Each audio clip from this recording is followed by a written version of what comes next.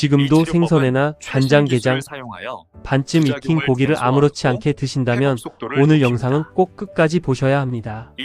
저는 20년 넘게 식품 속 기생충 감염 경로를 추적해온 박사 김도윤입니다. 많은 분들이 기생충은 옛날 이야기라고 생각하시지만 실제로는 우리가 매일 먹는 음식 속에 그대로 남아있는 경우가 많습니다. 특히 어떤 음식은 장에서 끝나는 게 아니라 뇌와 신경계까지 문제를 만들 수 있습니다. 조금 과장된 얘기처럼 들리실 수도 있지만 현장에서 직접 확인한 사례들은 전혀 가볍지 않았습니다.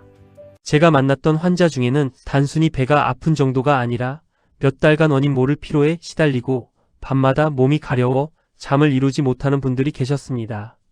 검사 결과를 확인하고 나서야 그분들은 자신이 먹었던 음식이 문제였다는 사실을 알게 되셨죠. 여러분은 요즘 드시는 음식 정말 안심하고 계신가요? 챕터 1 공감과 사연. 제가 상담을 하다 보면 이런 이야기를 자주 듣습니다. 형님, 그냥 입맛 없어서 그런 줄 알았어요. 나이 드니까 피곤한 게 당연한 줄 알았죠. 실제로 많은 분들이 몸에서 보내는 신호를 단순히 나이 탓으로 돌리고 넘어가십니다. 하지만 그 뒤에 숨어있는 진짜 원인을 찾아보면 생각보다 단순한 경우가 많습니다. 제 지인인 69세 김모님도 비슷했습니다. 평소 생선회를 좋아했고 술자리마다 간장게장을 즐기셨습니다. 특히 신선한 재료로 만든 음식이라면 더 믿고 드셨죠. 처음엔 속이 더부룩한 정도였고 가끔 설사가 있었지만 대수롭지 않게 넘기셨습니다. 소화가 잘 안 되는구나. 술을 좀 줄여야겠다. 이 정도로만 생각하셨던 거죠.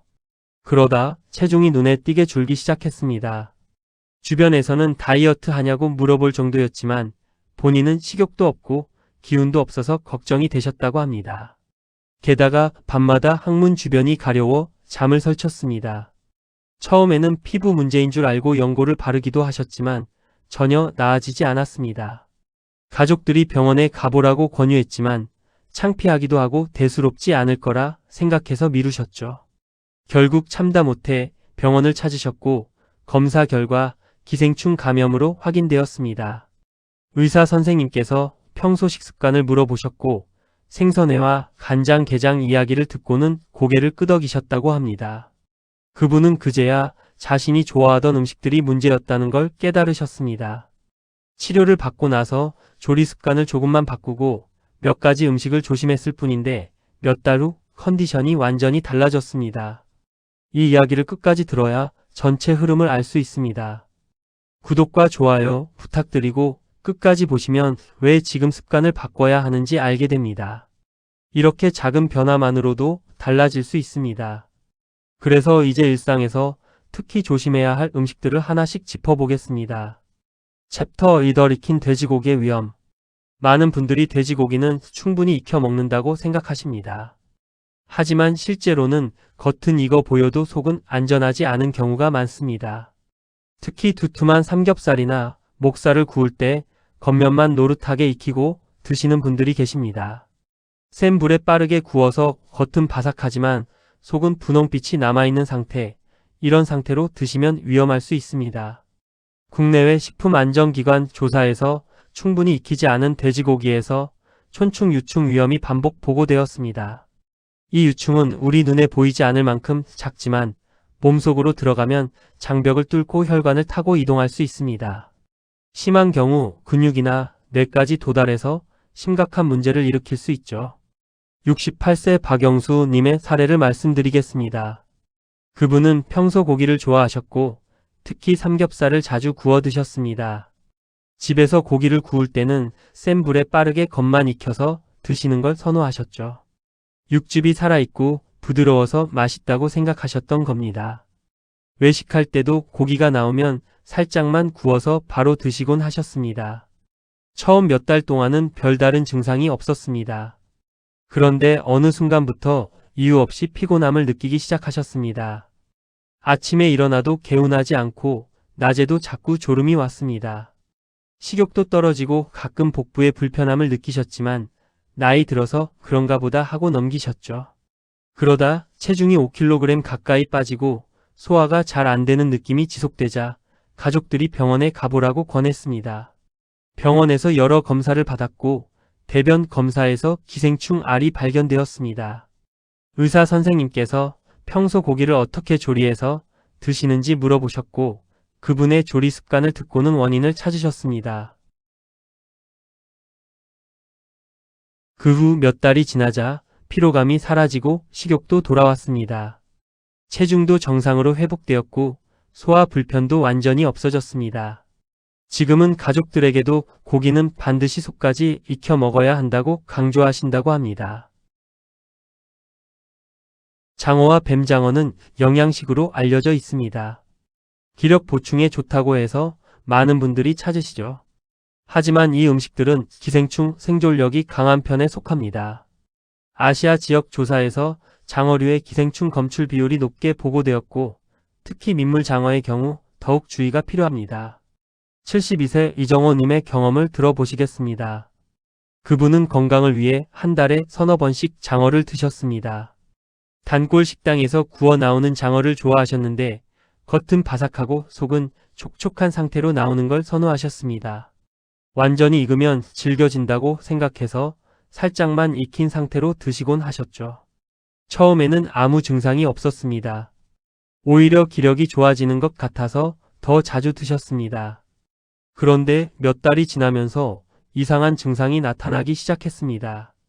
피부 아래에서 뭔가 움직이는 듯한 느낌이 들었고 특정 부위에 통증이 생겼습니다. 처음에는 근육통인 줄 알고 파스를 붙이기도 하고 찜질을 하기도 하셨지만 나아지지 않았습니다. 밤에 잠을 자다가 갑자기 통증이 심해져서 잠에서 깨는 일도 있었습니다. 가족들이 걱정해서 병원에 가보라고 했지만 대수롭지 않게 생각하고 참으셨죠. 하지만 증상이 점점 심해지고 피부에 발진까지 생기자 결국 병원을 찾으셨습니다. 의사 선생님께서 자세한 검사를 진행하셨고 혈액 검사와 영상 검사를 통해 기생충 감염을 확인하셨습니다. 그분은 충격을 받으셨습니다. 건강을 위해 좋다는 음식을 먹었는데 오히려 몸에 해를 끼쳤다는 사실이 믿기지 않으셨죠. 의사 선생님께서 장어를 어떻게 조리해서 드시는지 물어보셨고 조리 방법이 문제였다는 걸 설명해 주셨습니다. 장어는 반드시 완전히 익혀서 먹어야 하고 겉만 익힌 상태로는 안전하지 않다는 것을 그때 처음 아셨습니다. 치료를 받고 나서는 장어를 드실 때 조리 방법을 확실히 확인하십니다.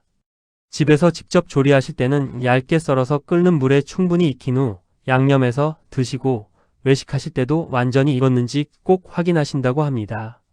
처음에는 식감이 좀 질긴 것 같아서 아쉬웠지만 건강을 생각하면 당연한 선택이라고 하십니다. 장어를 드실 때 조리 시간을 충분히 지키고 계신가요? 이제 어란과 명란 이야기를 해보겠습니다. 이 음식들은 깨끗해 보이고 포장도 잘 되어 있어서 안전하다고 생각하기 쉽습니다. 하지만 내부의 위험을 눈으로 확인할 수는 없습니다. 해외 식품위생보고서에서 비가열 어란의 기생충 위험이 지적된 바 있습니다. 70세 최순자님은 명란을 좋아하셨습니다. 특히 시장에서 신선하게 나온 명란을 사다가 바로 드시곤 하셨죠. 밥 반찬으로도 좋고 술안주로도 좋아서 자주 구매하셨습니다. 간이 잘 배어 있고 색깔도 선명한 제품을 골라서 사오셨는데 가격이 저렴한 곳에서 주로 구매하셨습니다. 처음에는 맛있게 잘 드셨습니다. 그런데 몇 주가 지나면서 소화가 잘 안 되는 느낌이 들기 시작했습니다. 밥을 먹고 나면 속이 더부룩하고 가끔 메스꺼움을 느끼셨습니다. 명란을 먹은 다음 날이면 특히 증상이 심했지만 명란 때문이라고는 생각하지 못하셨죠. 그냥 소화력이 떨어져서 그런가 보다 하고 소화제를 드시곤 하셨습니다. 하지만 증상이 반복되고 체중도 조금씩 줄어들자 걱정이 되셨습니다. 병원에서 검사를 받았고 장에 문제가 있다는 진단을 받으셨습니다. 의사 선생님께서 평소 드시는 음식에 대해 자세히 물어보셨고 명란 섭취 빈도와 구매처를 확인하셨습니다. 그리고 출처가 불분명한 어란류는 기생충 위험이 있을 수 있다고 설명해 주셨습니다. 이후 그분은 명란을 구매하실 때 반드시 냉동 처리 기준이 명확하게 표시된 제품만 선택하십니다. 가격이 조금 비싸더라도 믿을 수 있는 곳에서 구매하시고 유통기한도 꼼꼼히 확인하십니다. 치료를 받고 구매 습관을 바꾼 이후로는 소화 불편이 완전히 사라졌습니다. 어랑 구매 시 기준 표시를 확인하시나요? 출처 불분명한 제품은 아무리 신선해 보여도 피하시는 게 안전합니다. 챕터 4 기생충을 막는 생활 속 안전습관. 이제까지 말씀드린 음식들의 공통점이 있습니다. 바로 날 것보다 덜 익힌 음식이 오히려 더 위험하다는 점입니다. 많은 분들이 날 것은 조심하지만 살짝 익힌 음식은 안전하다고 생각하십니다. 하지만 이게 가장 큰 함정입니다. 겉만 익고 속은 날 것인 상태가 기생충에게는 생존하기 좋은 환경이 됩니다. 또 하나 중요한 사실이 있습니다. 술이나 식초, 양념으로는 기생충을 없앨 수 없습니다. 간장게장에 간장이 아무리 많이 들어가도 막걸리에 아무리 오래 담가도 기생충은 살아남습니다. 심지어 고추장이나 된장 같은 발효식품도 마찬가지입니다. 기생충을 완전히 없애려면 열을 가하거나 영하의 온도로 얼리는 방법뿐입니다. 그렇다면 어떻게 조리해야 안전할까요? 가장 확실한 방법은 끓는 상태에서 최소 5분에서 10분 정도 유지하는 것입니다. 고기의 경우 속까지 완전히 익어서 분홍빛이 사라질 때까지 익혀야 합니다. 생선이나 해산물도 마찬가지입니다. 겉만 살짝 익힌 상태로는 안전하지 않습니다. 조리 시간을 정확히 재본 적 있으신가요? 많은 분들이 대충 익었다 싶으면 불을 끄십니다. 냉동 보관에 대해서도 오해가 많습니다. 가정용 냉동고는 영하 18도 정도를 유지하는데 이 온도로는 기생충을 완전히 없애기에 충분하지 않을 수 있습니다. 횟집에서도 냉동 처리된 생선인지 확인하는 게 좋습니다. 신선한 게 무조건 좋다는 생각은 위험할 수 있습니다. 제대로 냉동 처리된 생선이 오히려 안전합니다. 냉동이면 무조건 안전하다고 생각하셨나요? 가정용 냉동고의 온도로는 부족할 수 있다는 점을 꼭 기억하셔야 합니다. 오늘 말씀드린 내용을 한 줄로 정리하면 이렇습니다. 우리가 믿어온 안전한 상식이 오히려 가장 큰 위험이 될 수 있습니다. 대충 씻고 살짝 익히고 술에 절였다고 안심하는 습관은 기생충 앞에서는 통하지 않습니다. 이건 옛날 이야기가 아니라 지금도 계속되고 있는 현실입니다. 하지만 너무 걱정하실 필요는 없습니다. 반대로 조리 시간을 조금 더 지키고 생식 습관을 줄이기만 해도 위험은 크게 낮아집니다. 오늘 영상에서 소개해드린 사례들처럼 많은 분들이 작은 습관 변화만으로 건강을 되찾으셨습니다. 어려운 일이 아닙니다. 고기는 속까지 완전히 익히고 생선과 해산물은 충분히 가열하고 출처 불분명한 식품은 피하는 것, 이 세 가지만 지켜도 충분합니다. 오늘 당장 실천할 한 가지는 이것입니다.